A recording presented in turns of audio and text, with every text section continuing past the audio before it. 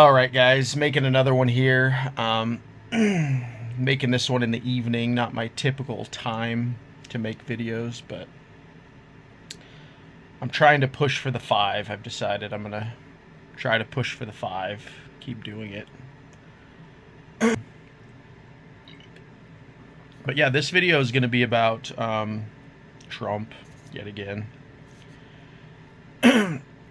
This will be a little bit of a slop one, but I think this is very important to talk about because I've been talking for several weeks now how Trump is just a massive disappointment, right? Like the worst fears. What's so weird about it is I think the worst fears plus more has happened with Trump. As I talked about on previous videos last year, I actually was out canvassing. That was my job last year. So I canvassed for Trump, and last July was when he got shot. So 2024. And I just remember the environment back then. It's crazy that that was already a whole year ago because it doesn't feel that long ago in my brain, but the atmosphere was completely different. Everybody was all excited about it. They were excited about Trump. Trump was based, right? He was putting his fist in the air and telling us to fight. And, yeah, all that, it was great. But, I always had my suspicion, right? I think I talked about, well, I wasn't making content, so I guess I'll tell you guys. I didn't start making content again until after Trump won, but basically my my lingering thought was always, yeah, we need Trump to win because Kamala Harris is going to be a disaster, right? Like it's kind of like if Kamala got in, all the things that the deep state's trying to do would just happen that much quicker, right? But there was always this suspicion in my brain that, like, I think that the regime, and again, this is not my own thoughts, right? A lot of this comes from other YouTubers I watch, books that I've been reading. So I'm not like coming up with these theories completely on my own, but I did have this sneaking suspicion that the government itself, right, the swamp, you could say, actually wanted Donald Trump. And so if somebody came and showed me evidence that his whole assassination attempt was staged, I would entertain it at this point. We'll just put it that way, because you can't really trust anything when it comes to the news or politics or really anything anymore. You have to do your own research and come to your own conclusions in many ways. And I trust your gut is a little bit cliche, but you know what I mean, right? So yeah, like fast forward now to early August 2025, and Trump is completely disappointing. He's completely torpedoed almost all of his goodwill, at least as far as I'm concerned. I don't know about the larger MAGA base, but it's pretty predictable that by the year 2028, when Trump's on his way out, MAGA will be completely disintegrated and or co-opted as a movement.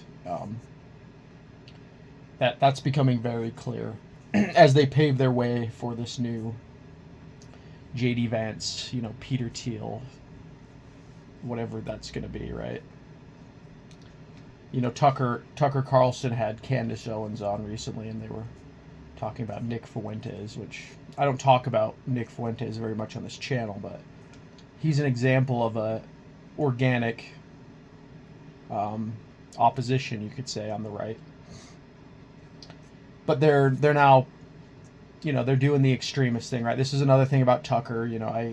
This is why I never got on the base Tucker, like everybody else, because I was at a suspicion with him too. It's like, okay, these guys are basically they realized they really screwed up with the left, the woke and Obama and all that crap that they tried to do over last 15 years after Bush, right?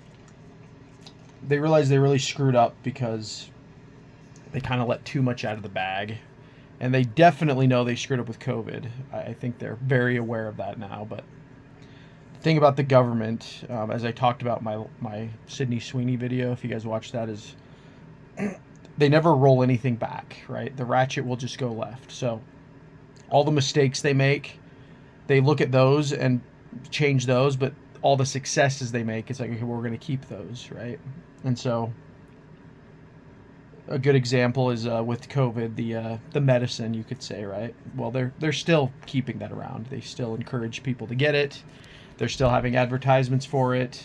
Trump still endorses it. Trump was just to add more disappointment, right? He was recently bragging about Operation Warp Speed and how great that was, right? So it's again, it's not surprising to me. It's very disappointing because I always knew Trump was capable of this ultimate like boomerdom. But I wanted to believe, guys. I wanted to believe that Trump had learned the lessons, but yeah. So the point of this video, as you'll see in the title and thumbnail, is it has to do with FEMA. So that's disaster relief, right? We had the horrible storms last year that just completely devastated the Midwest, or sorry, the the middle of the country. It just absolutely devastated, right? Like the hurricane went through Florida and then like went all the way up to Tennessee. Just insane damage, right? And I remember that last year too. There was a lot of like MAGA rallying. That was a big thing. But what's just come out now is again, I guess I'm just going to speak on these things plainly because I can only self-censor so much. But what's come out now is that if you are anti-Semitic, you can be denied FEMA aid. And, you know, what's so disappointing about this is that, you know, I heard Trump talking about this stuff early in his presidency. This was just like back in like March, you know. But the thing about it is I thought, you know, oh, that's just the Jewish lobby, or, you know, that's AIPAC. That's the swamp, the special interests talking. You know, Trump isn't going to, he's not going to actually do this, right? But then it was like before the Epstein thing, he started talking about how, oh, we need to keep certain illegals because if we don't, like, our farming jobs won't work and blah, blah, blah. So he started backpedaling on the immigration thing. Then the Epstein thing, as you know, because I made several videos about it, was a complete disaster. And now this. Now it's, oh, remember those hurricanes that happened last year? Well, now, you know, you remember how Kamala Harris and Joe Biden were so inept at handling that, right? And how everybody was rallying, you know, against Kamala Harris and the government. Well, guess what, guys? Now that I'm in office and I represent the neocons, well, if you're anti-Semitic, then you also don't get aid. So, I'm sorry if another hurricane happens and you have said anything bad about Israel. By the way, I just want to let you guys know as well as YouTube, that I completely support the nation of Israel, and I've got nothing bad to say about it. So take all of this as a observation, right? This is me in the center here, just observing what's happened. But yeah, this is what's happening, is that if you are anti-Semitic, you will not get aid. So if you live in like Florida, right, with Governor Ron DeSantis, who did kiss the wall, then you'll be denied. You'll be denied aid if when that next hurricane happens. Because yeah, every like 2 or 3 years, if you live in Florida, you pretty much have to plan for those kind of things now. So yeah, this is just the latest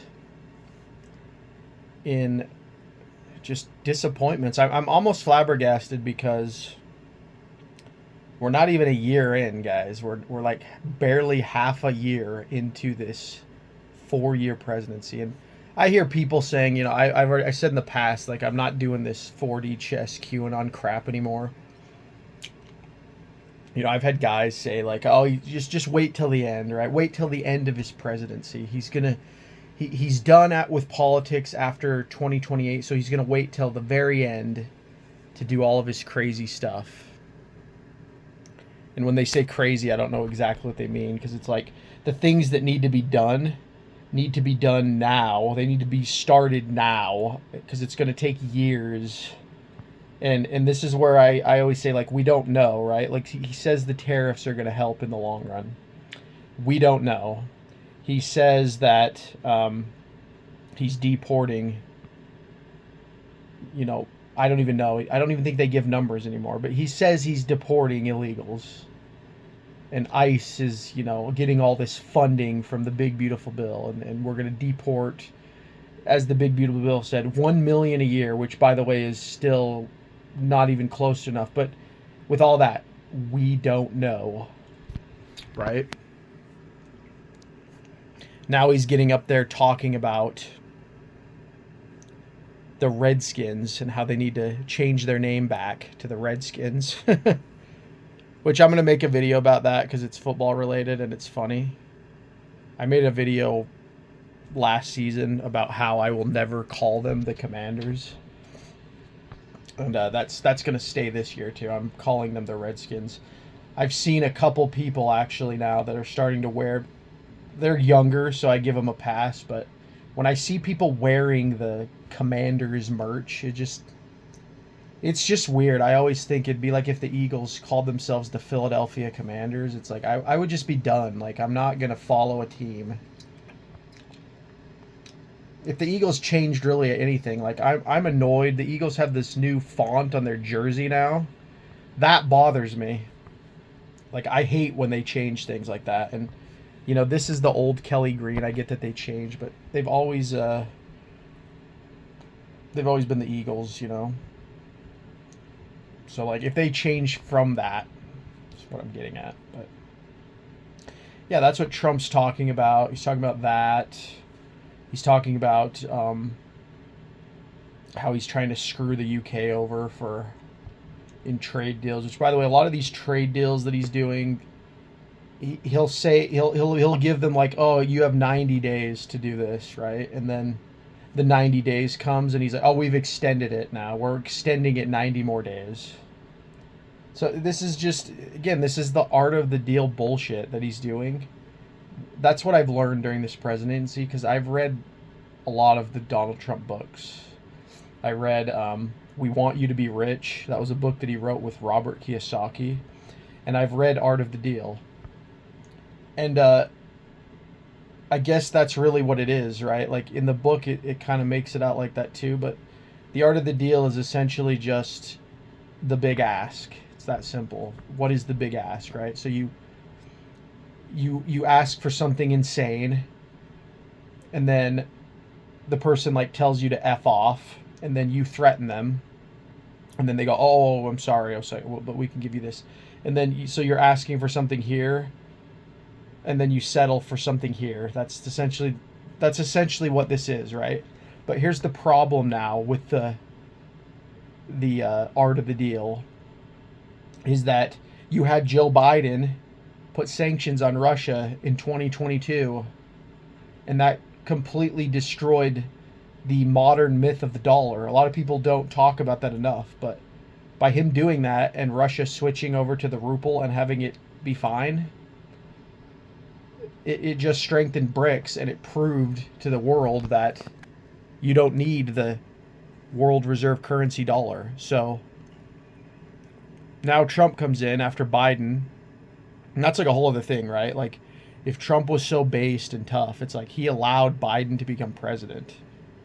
That whole 4 years could have been avoided if they would have just dealt with the problems then. Again, I'm not going to get into detail because I don't want to be too Fed posty about it, but you guys know what I mean if you were following the 2020 election. So all the things that Biden did is in many ways Trump's fault. He likes to blame Biden, but you know, we all knew Biden was a fraud, just put it that way, and nothing was done. And so yeah, now we're in 2025 and Trump's walking around talking down to countries and trying to make these threats like, oh, I'm going to do this if you don't do this. And, you know, there are certain countries like Canada and the UK that actually are screwed just because of mostly the geography of where they're located, right? Like the UK is a small island. Canada's our neighbor. Another one that's probably screwed is Japan because they're currently experiencing an insane financial crisis that nobody's talking about. It has to do with our bonds, by the way. So if you hold U.S. bonds, get ready for some fun times ahead. But yeah, so he's walking around gallivanting, right? Like, oh, we're in a golden age, everyone. We're in a golden age. Just want to let you know. You know, one thing, like I said, one thing I will give Trump credit, he is funny, okay? He's entertaining. If that's all this is, right? If we're, excuse me, I'm kind of sick, so I apologize. If we're now in this just pure clown world where, you know, the right and the left are just equally clownish in their own ways, which I think we are. I'm pretty convinced now. Then, you know, at least Trump's funny. I'll give him that. He's funnier than Joe Biden. Joe Biden was not that funny. It was actually depressing, but you know, he's walking around. We're in a golden age, and we need you guys to fall in line. Fall in line, Russia. Listen, Russia, I'm going to need you to stop that war in Ukraine right now. Israel, they don't have to stop anything because we are big supporters of Israel over here. And so, yeah, he's walking around doing this, and the world leaders are just laughing at him at this point. That's what I'm getting at. The ones that are not cucked, right? The ones that can exist outside the financial system. We're talking Russia, China, North Korea. South Korea screwed. South Korea has probably the worst birthing crisis of any nation right now, but it's heading to America as well. It's already here in many ways. I talk about it all the time, but yeah, when the boomers die, guys, that's when things are really going to get interesting. And that's starting now, you know, in the next 5 to 10 years. Every single year from here on out, boomers are dying. So we're not in a golden age. And